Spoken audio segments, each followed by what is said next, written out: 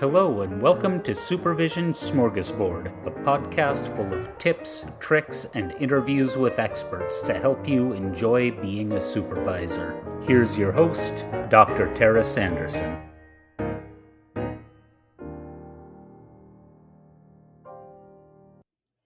Hi, everybody, and welcome back. I am so excited to be here today. We are going to be talking with Linda Ugelow, correct? Very close. Ugelow. Oh, Yes, Ugelow. Ugelow. Great. Linda is a speaking, confidence, and vocal coach and an author of the book Delight in the Limelight. Formerly stricken with public speaking fear herself, she now helps entrepreneurs and professionals transform their experience of speaking from dread to delight, whether online or on stage or in the media or in a meeting room. Linda holds a master's degree in expressive arts therapy movement studies and performed internationally for 4 decades with the Women's World Music Group. Libana. Is that how I say that? Yes. Excellent. As a singer, bassist, percussionist, and principal dancer. Oh my goodness. She has hosted the podcast Delight in the Limelight to inspire and empower individuals on their journey to confident self-expression. Well, welcome, Linda. I am so excited to see you today. I'm really excited for this too. So you know that we ask a random question at the beginning of our podcast. So I am going to ask you, what do you think animals know that we don't? I think they have a sense of preserving their species and their environment because they kind of work in harmony with the ecosystem. Yeah. And I sort of wish that we knew how to do that. You know, I was thinking a lot this morning about the idea of more is better, right? The very big thinking of if something like tastes good, we want more of it. If something works for us, we want to figure out how do I get more of that. And I think about that with farming and with our community and living on the land, right? Of nature's animals, they move through the seasons of where the grass lives, right? Or where the prey is, and then they kind of come back to the beginning when it's time for the new season to start in that space. They don't figure out a way to say, how can I have grass all year round in this spot? Let me Right. Or how figure can I out how to. overfish all the fish from this area? Right. Yeah, we as humans definitely like get super into that idea of, well, if I like it, then I should have more of it instead of allowing it to be very seasonal or very connected in its time, right? Yeah. And that's even tied in with our economy. It's like our economy is good when it's growing. Why? Whose idea? That's just someone's idea. Yeah. Yeah. I love the seasonality of things too, of like rest being involved in that process, not Mm, only rest of the area that you're in or the location or the food or the resource, but also their rest, right? Like mm, they understand their bodies more in the seasons of this is a season in which I slow down because mhm. food isn't as available or the amount of sunlight isn't as available, and then I move more in seasons when food is plentiful and when there's more pieces. And it's just really interesting that we have figured out things like light bulbs where we're like, oh, we don't, darkness doesn't matter, we'll just figure out a way to do more. Yeah, yeah. I know I've gotten in a terrible habit of listening to books on tape when I sleep when I can't sleep. So if I Mhm. wake up in the middle of the night, I'll turn on something, listen for a while and fall asleep, which is helpful in one way, but I'm thinking, what is this doing to my brain? It's not getting a lot of chance to just slow down, right? Because Yeah, it's trying to yeah. think about those other pieces too. Right, Yeah, right. we're so complicated, us little humans. Yes, and so imperfect. Yes, yes. We were starting to chitter chatter about that before we came on, about this idea of perfectionism, because my book, I wrote about my journey with perfectionism, and I'm currently still in that journey. I find new things every day that I'm like, oh, I didn't realize I was pushing myself towards perfect on this. And I think that that connection to public speaking is a big part of that.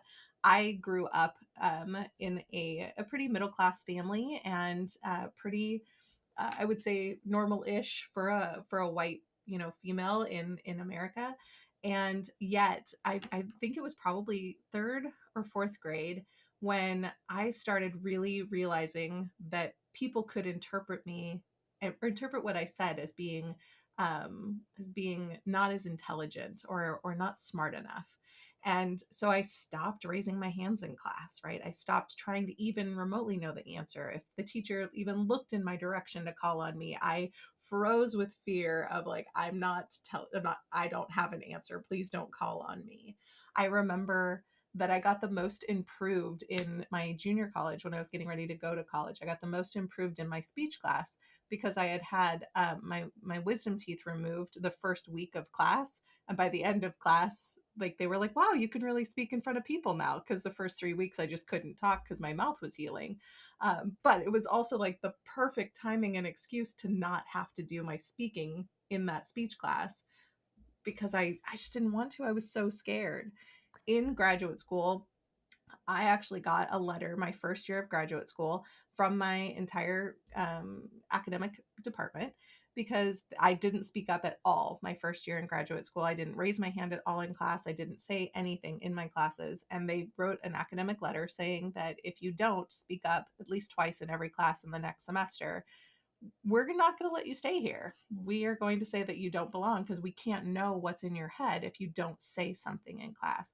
So my teacher actually gave me 2 pennies to sit on my desk in my graduate school classes to give my 2 cents every class period. So I had to push one to the edge every class period and make sure I gave my 2 cents.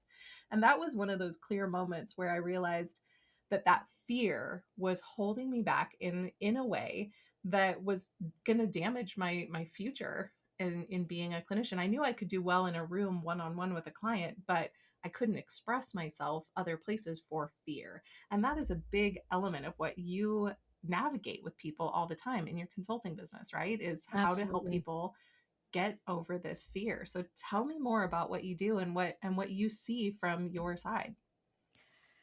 Well, I am a speaking confidence coach, and people come to me when they have a dread of speaking that keeps them from doing what you're just saying right now. Or if perhaps they're already speaking, but they're white knuckling through it and it just feels untenable. It just feels like I don't want to keep doing it this way.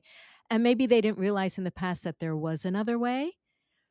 And then when they hear about it, they say, oh, if I can get rid of this, I'd be super, super happy, because they realize how much of their mental bandwidth it takes up when we are afraid to speak.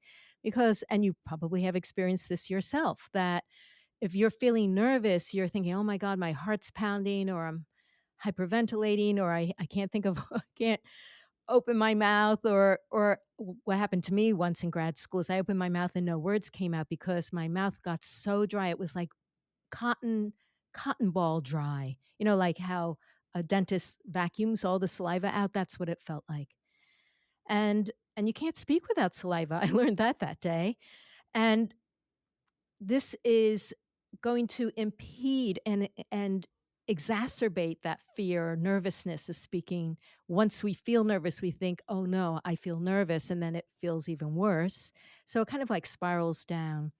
The other reason why it's great for these people to recognize that, no, I don't want to do it this way, is that they might have heard that I talk about, I don't want you to just survive. I want you to thrive. I want you to go from the dread to loving it instead. And that's why my book is called Delight in the Limelight, because my feeling is that speaking is our human design.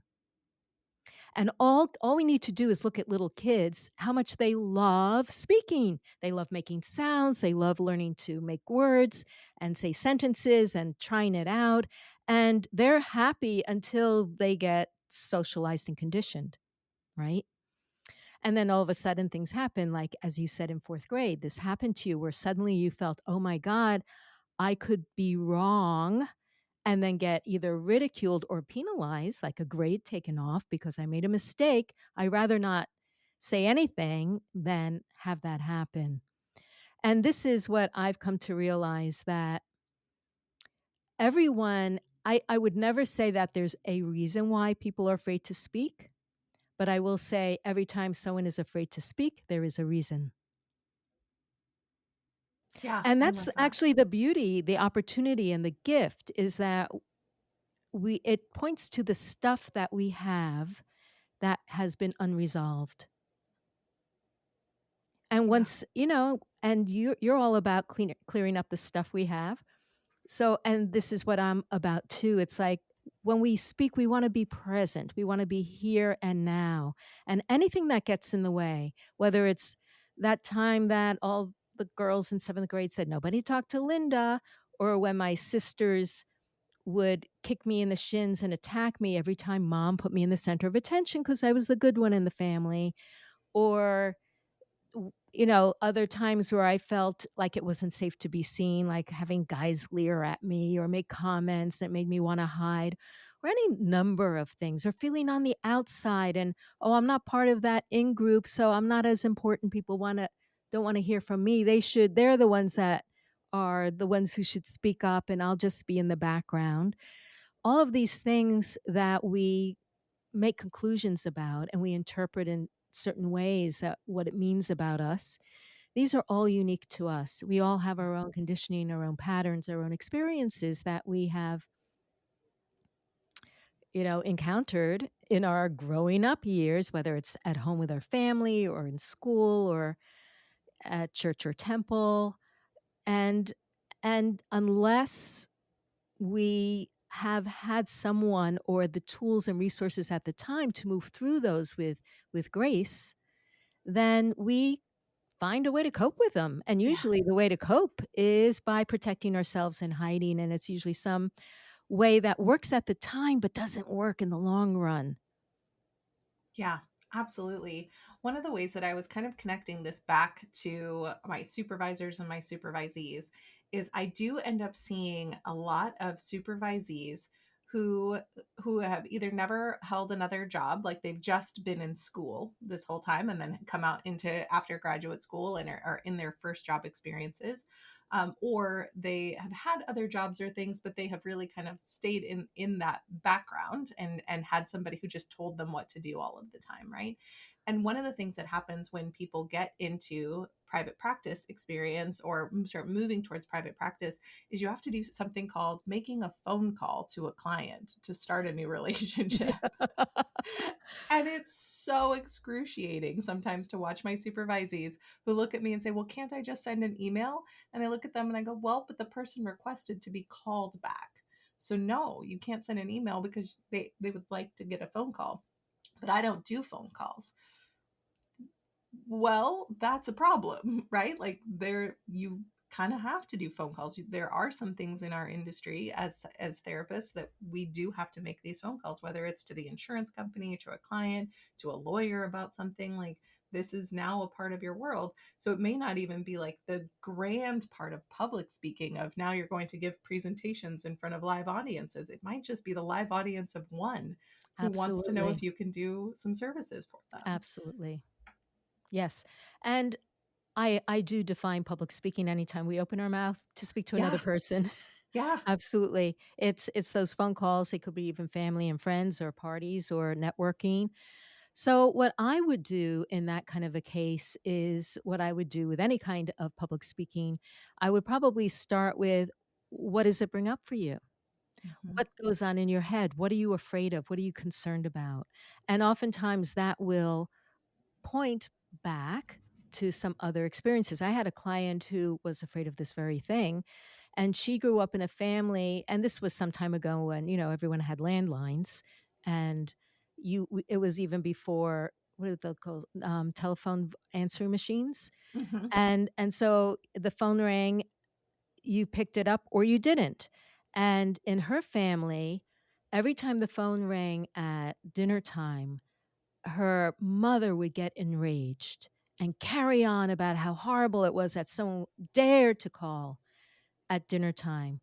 And so when it came time for her in her position, she needed to make phone calls. She was terrified because what did she experience? Her mother being outraged and blowing up. Absolutely. The person on the other end feels violated by me making this phone call into their world at no matter the time. So No matter it's what, that that was what ingrained. yes, and she thought Yeah. everyone feels that way because her mother felt that way, and that was her world. That's what she Yep. knew. So these are the things that we need to investigate, like, where is this coming from? I Yeah. understand it. I mean, my husband used to make me call his clients that hadn't paid up yet because he was afraid to call them.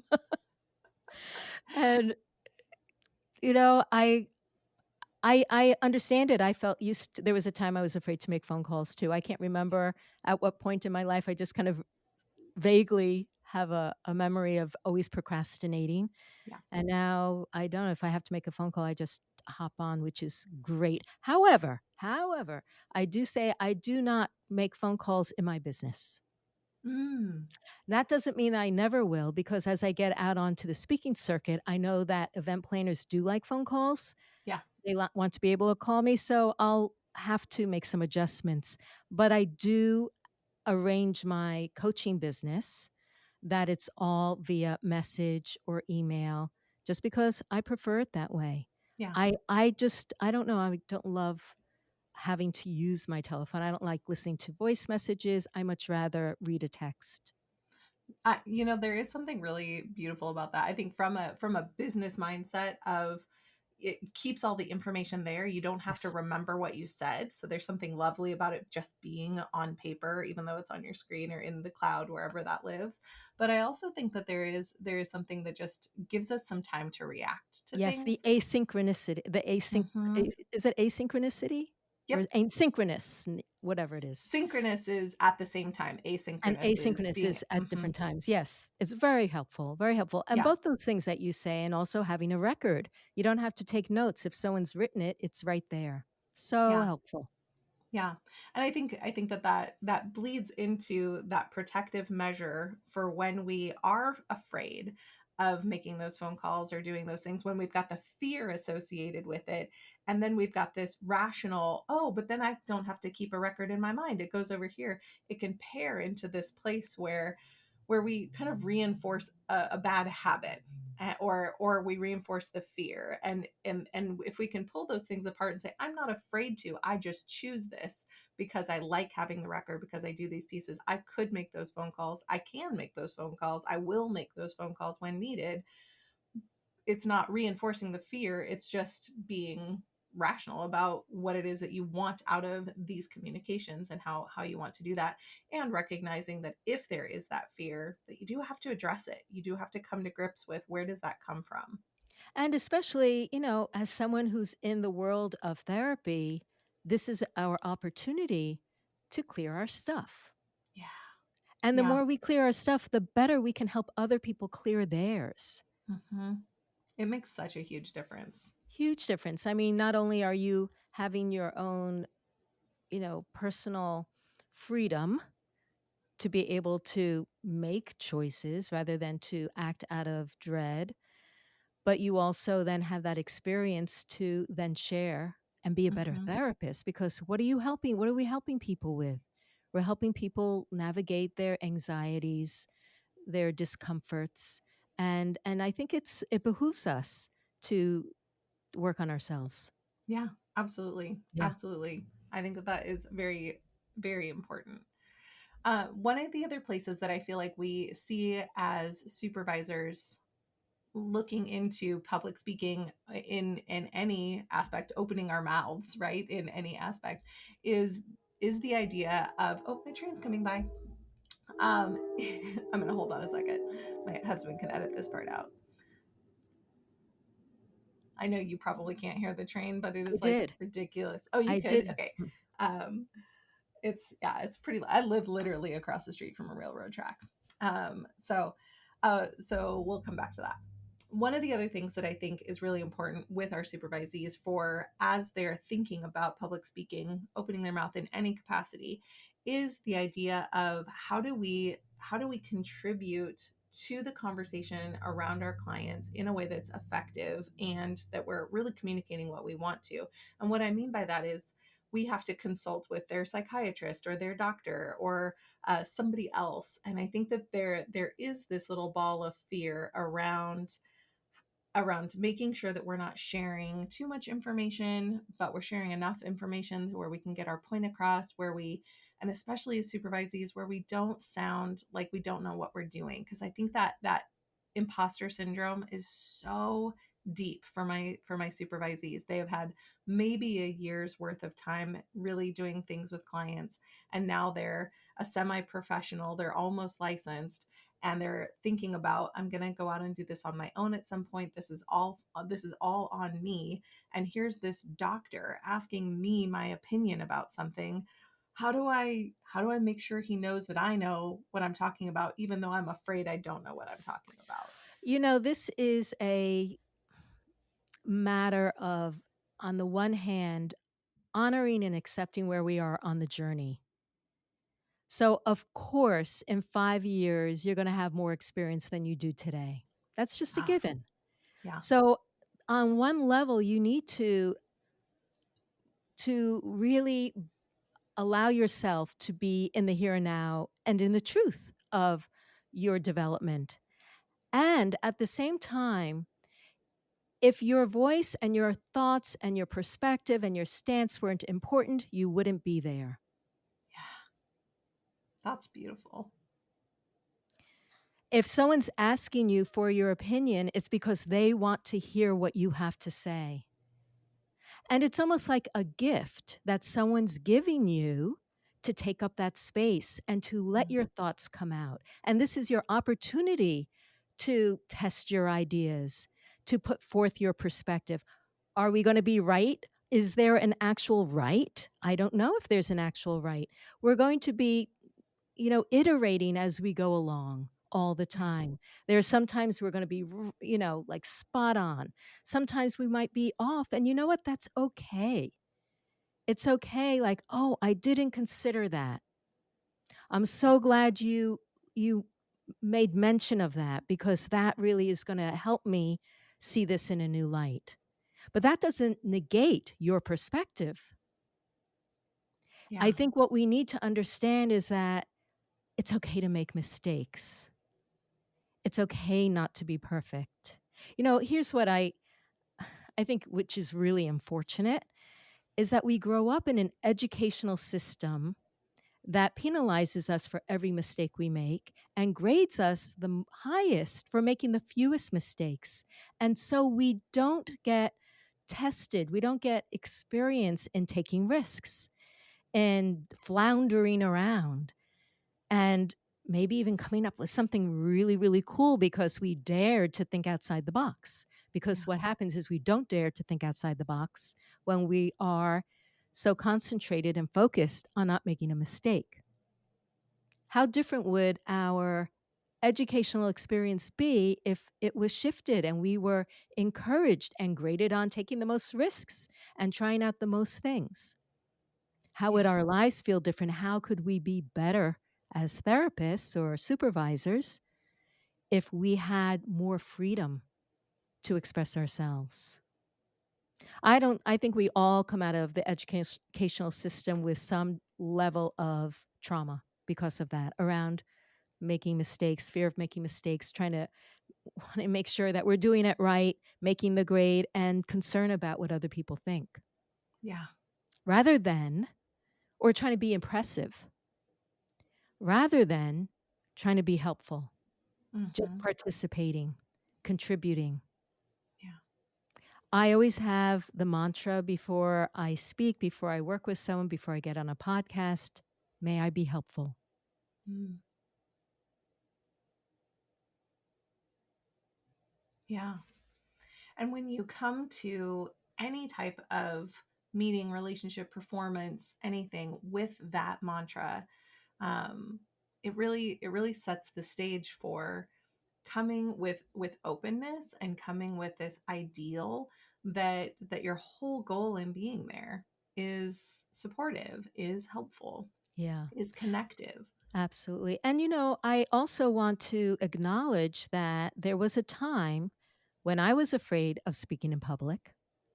And I read somewhere on Google, because I was Googling how to get over my nerves, the suggestion, don't think it's not about you, it's about the audience. And I remember intellectually thinking, that's fabulous. I love that. But how do you do that when you're hyperventilating? Right. And that's why I think it's so important. If you know that you're nervous somewhere when you speak, let's take time to investigate it and see what we can do to heal that. And whether it's in talk therapy, or I use other kinds of modalities like emotional freedom technique, maybe you've heard of that, Hmm. tapping, Hmm. or creative visualization, do some inner parenting or inner child work. I dance because that's my background. I do all kinds of, connecting with myself and releasing, a lot of forgiveness. Hmm. But I've had clients, I always encourage clients to create their own rituals. And because I really believe that healing is creative. Yeah, So don't dismiss your own ideas. Maybe you go down to a river and you throw stones into the river of, okay, mom, this I forgive you for not knowing how to do parenting any better. sure. I forgive you, sisters, for being jealous of me. I forgive you for attacking me, not knowing how to handle the situation another way. I forgive you, that teacher who embarrassed me in class because you didn't know for whatever reason. Maybe you were wounded too. It's like you can create these things, and we are creative beings, and we Hmm. can find ways of healing the past so that the past are our stories, but they are just stories and they're not getting triggered. Yeah, yeah. I think there's something really powerful too in thinking about that perfectionism, that imposter syndrome, the idea of those old pieces kind of cropping up to the surface when you're getting yourself into a situation that is anxiety provoking anytime you open your mouth sometimes, and giving yourself some space to really honor the fact that like you have grown through all of those experiences and are here now. And then I love connecting that with, and how can I be helpful in this moment? And the Hmm. word that keeps coming to my mind is this collaboration, that any speaking engagement that you do, whether that's calling someone on the phone or doing an actual presentation or performance, is a collaborative process. You are bringing the knowledge that you come with to this area. And then the other people that are there are getting an opportunity to play around with this knowledge that you're giving them, whether that's another doctor that you're talking to and they get to go with, okay, well, this is what I know of the client. So now we've put all of our little, marbles in the bucket, and we can go, what is it happens when all of those get together? Or a presentation where I'm saying, hey, I've studied this thing, here's my understanding of this. And then each person in that audience gets to go, huh, what do I want to take away from that? What if that resonates with me? What if that do I still have to like churn in my own brain? Or, they get bold and ask a question, and then you get to have a cool dialogue with them. This is that collaboration of information and parts of ourselves as we're going through this ritual of communication, right, is so powerful. Yes, and that's so beautiful. And it's again, I keep thinking that this is a rule that's different than what we learn in school. Because in Yes. school, you feel like you're supposed to be better than the others, or you Yep. have to be like totally unique. And what you're describing is no, we're contributing Mm. our whatever it is that we're seeing, that we're feeling, that we're experiencing, that we're intuiting to contribute, to Mhm. collaborate on something. And I know a lot of people will feel, let's say, what you mentioned, imposter syndrome, the sense of imposter syndrome when they're speaking with their peers. Again, if you grew up in a like feeling on the outside and you weren't one of the cool people, you might think, oh, I so and so is better than me, they should be up here. No, if you were invited to be up there, you have been given the gift of the mic and people want to hear from you. And it doesn't have to be unique, it just has to be authentically from you. Yeah. I speak about that a lot I teach a course on how to start a private practice for new clinicians who are getting ready to launch out on their own, or clinicians who are just ready to make a change and not work for agencies or companies anymore. And one of the pieces that we talk about in the very beginning is not what makes you better than your competitors, because I believe that in therapy, we don't really have competition. We have collaborators. Not all of us are going to be the best fit for every client. We're not, and at the point where we're at a like 1-to-1 ratio of everybody has one therapist and one client, then we can start competing for resources. I'm not sure that day's going to come anytime No, I soon, don't so think we're so. probably all right. But that your best bet is not to look at how am I better than these other people, but who am I, so that I Mm. can make sure that I'm offering what I can do that is different from other people, because I'm me and nobody else is me. When I come into the therapy room with a new client, I look at them and say, so here's the deal. On the spectrum of therapists, there's the nod and smile therapists that are on this side, that are people who will let you just come in and flow through your experience, and they will support you in like literally anything you're doing. And then on the farther end this way, there are the people who are like telling you, here's your homework and this is what you're doing, and like very directive therapists.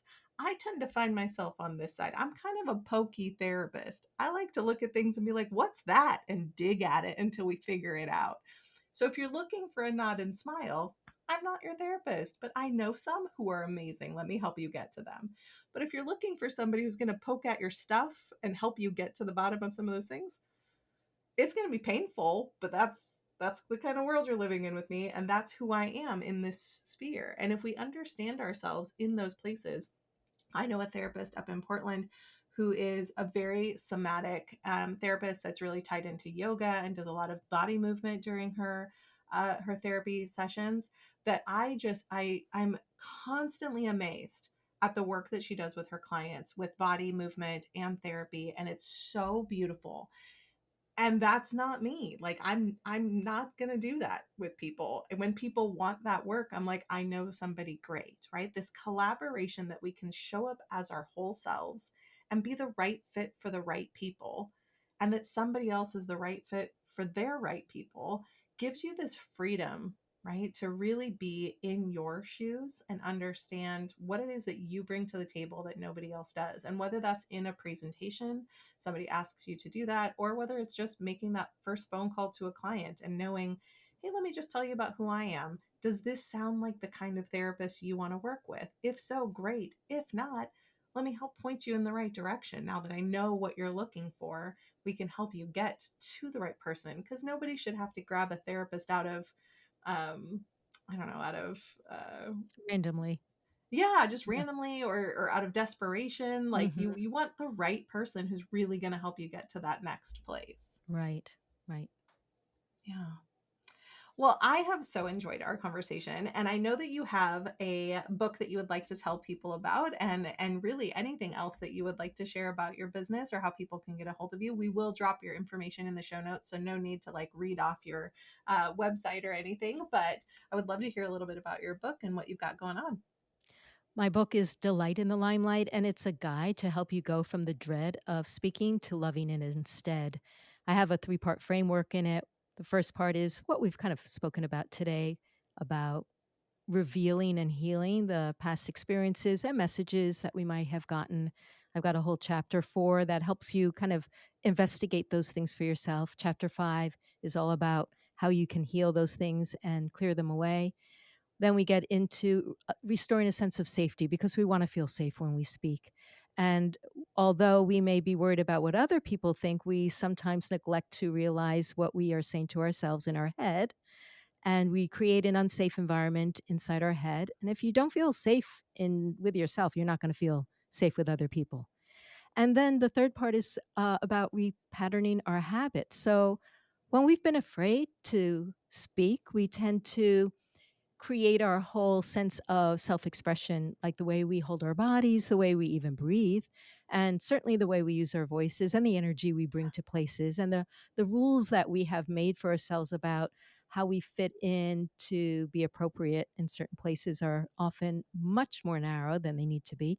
And so it's about swapping out those things for new ways that you want to be authentically you. Because do we want to be authentically our inhibited selves? Or do we want to be authentically our free selves? It's almost like we've had a little bit of arrested development. And so Yes. we need to heal that and then pick that up where we have left off. Yeah. And truthfully, I feel like learning to be authentically us is part of our life journey. It's Mhm. not like we arrived there and hello, here I am, static for the rest of my life. No, it is a process of expansion, really. Yeah. So, and then I do help people understand what it means to even have peak experiences when you speak.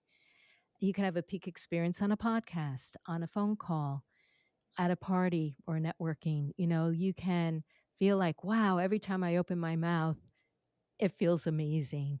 And part of that is learning to love the sound of our voices, because children know how wonderful it is to make sounds, and we've forgotten that.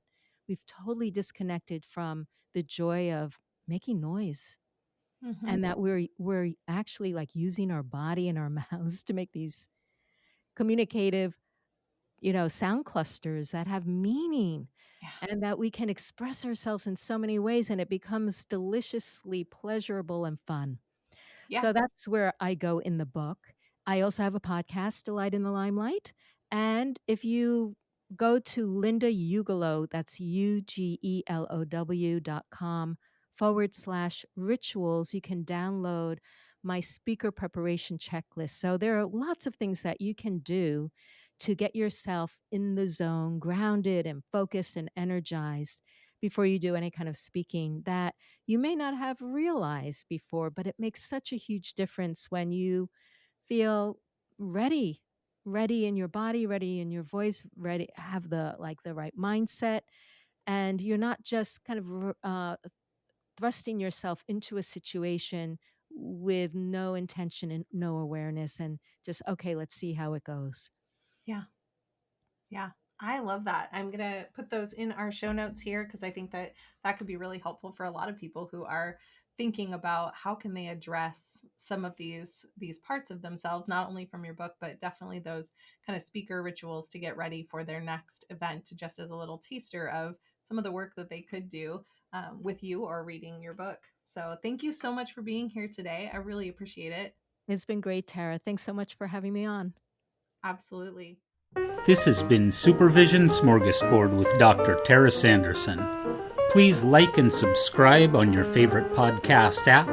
You can find us at drtarasanderson.com/podcast and on all social media at Dr. Tara Sanderson. Thank you, and we will see you next time.